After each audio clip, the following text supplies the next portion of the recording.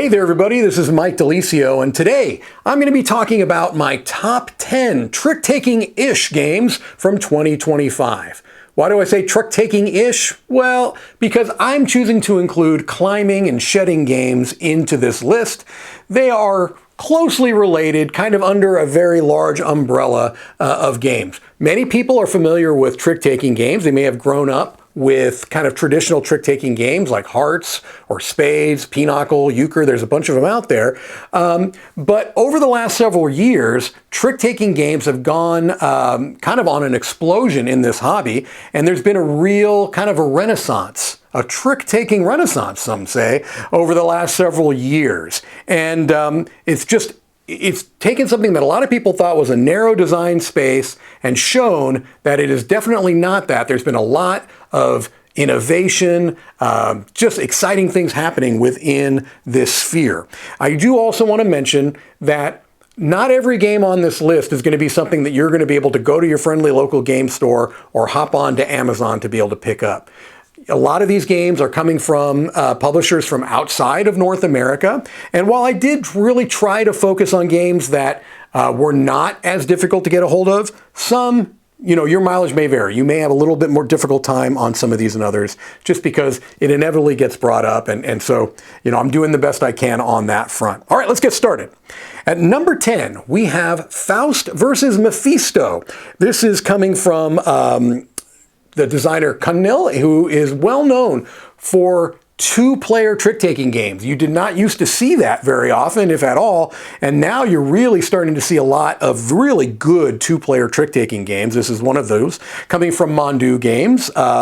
And this is an asymmetric game where you're playing either Faust or Mephisto, and your win condition will depend upon which character you are. And so that's a really clever twist. Kind of what you're going to do is play as one character and then switch and play as the other character and kind of combine the scores to have an overall winner. But it's a game where it's a must-follow trick-taking game that has a variable suit hierarchy. There's a difference on how strong the suits are depending upon which cards are played when.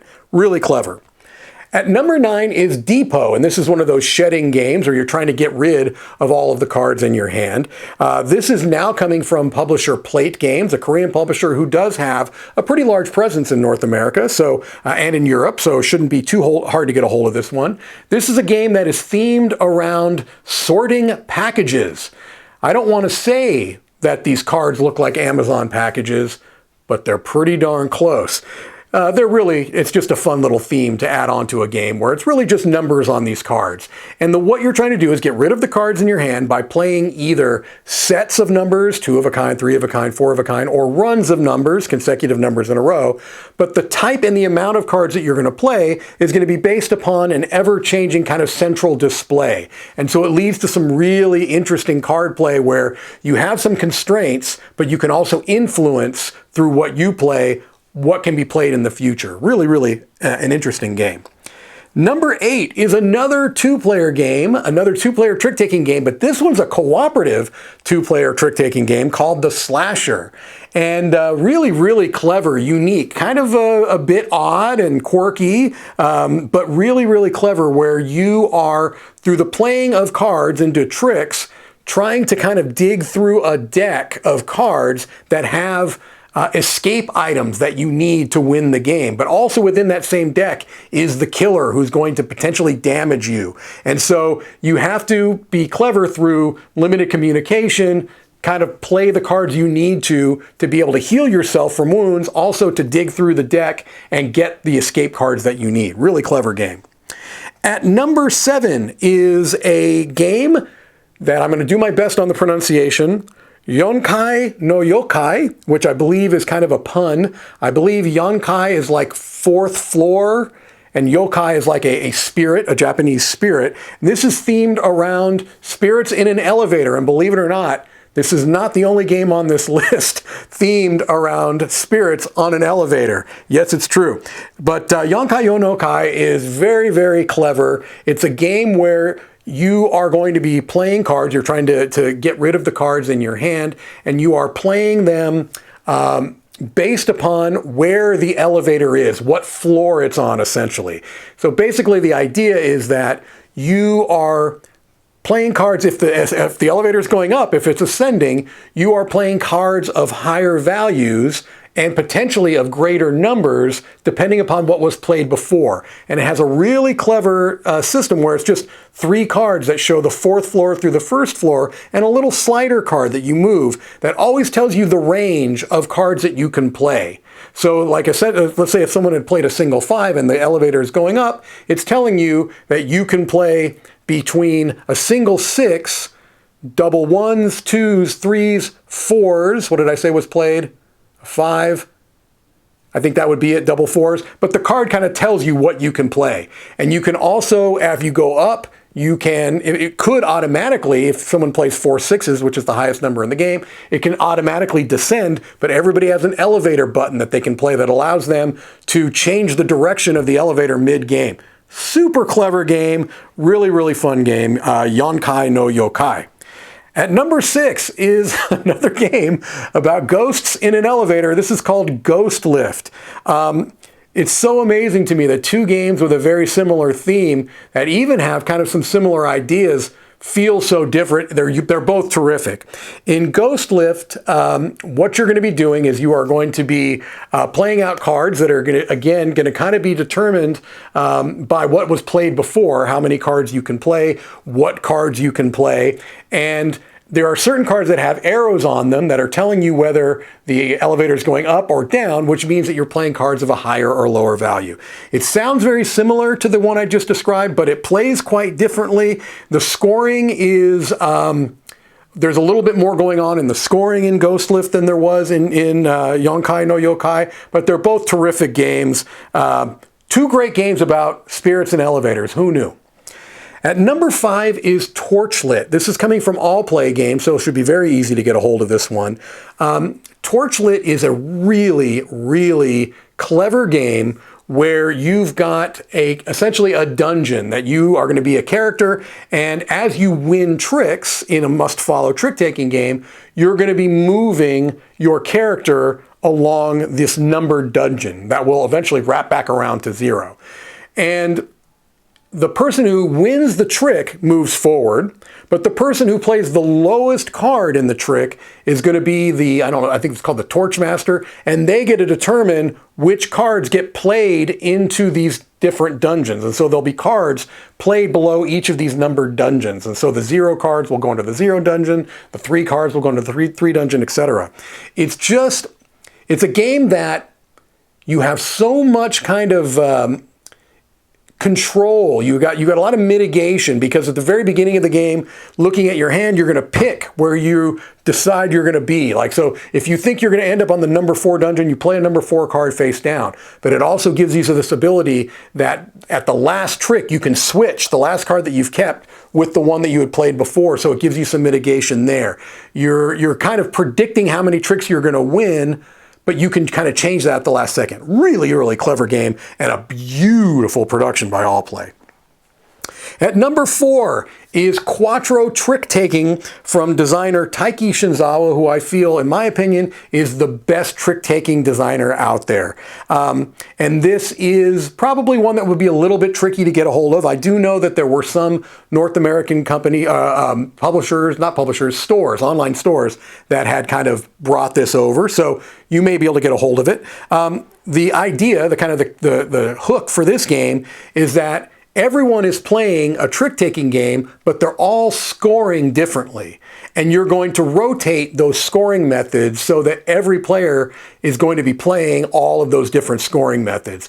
Really, really clever game where you might be, at the beginning, after looking at your hand, you may be trying to determine how many tricks you're winning of which color, or what kind of your range of points are going to be, and so you're kind of bidding on those, and it's so clever. It's like you're kind of playing, depending on player count, 3 or 4. You're either playing like 3 trick-taking games in one or 4 trick-taking games in one, but it's really one game with 4 or 3 different scoring.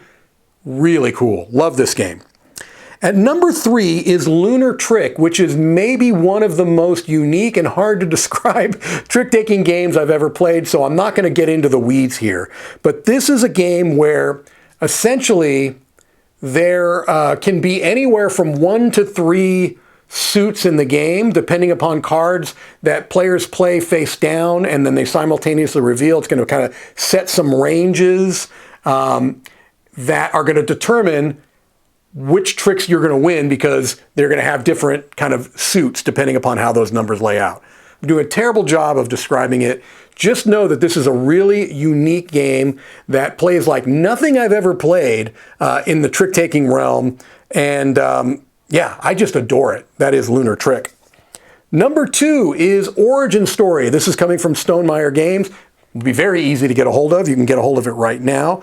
This is a really thematically interesting trick-taking game. The idea behind this is that you are an alter ego of a superhero, and through 5 rounds, you're going to eventually reveal what your superhero is. But that's all thematic.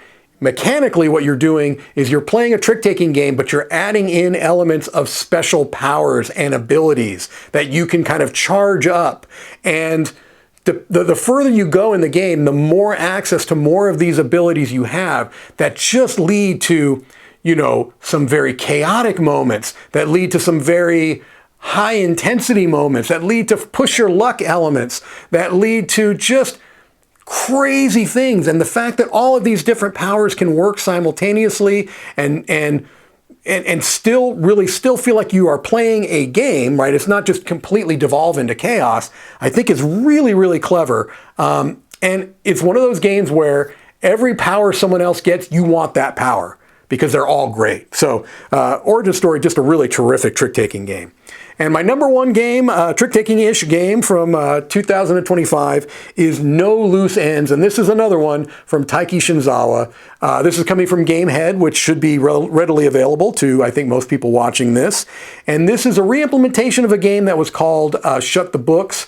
But it's a game where you are, after looking at the cards that you have been dealt, you are determining not only how many tricks you're going to win. That's something you see in a lot of trick-taking games, where you kind of are saying, okay, look, based on the strength of my hand, I think I'm going to win 2 tricks this round, or I'm going to win 3, or none. Not only are you doing that, but you're also predicting how many tricks you're going to win of a particular color or number as well. And that twist really leads to this incredibly clever, emergent gameplay where you have a little bit of flexibility, but not a whole lot. You really have to be thinking about, what do I have? What do I think I can safely put out there to bid with to get the highest scoring possible without leaving any quote-unquote loose ends, meaning tricks you've won that cannot cover one of the things that you predicted at the beginning. Absolutely outstanding trick-taking game. Subtle changes from Shut the Books, and every change made was for the better. So No Loose Ends is my number 1 trick-taking game of 2025. All right, well, there you have it. I sure love me some trick-taking games, and I'm excited to see what comes up next. But for 2025, here are 10 fantastic games. I'm Mike DiLisio. I'll see you on the next one.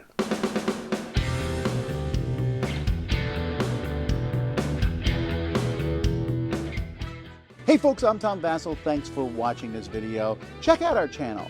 We have a lot of videos on our channel. We have live videos that go up each week, from live Q&As to videos where we take a look at the newest stuff on Kickstarter, crowdsurfing, to top 10 lists and more. There's lots of stuff on this channel. We encourage you to explore it. You can find out more at our website, dicetower.com. I'm Tom Vassell. Thanks for watching another video on the Dice Tower.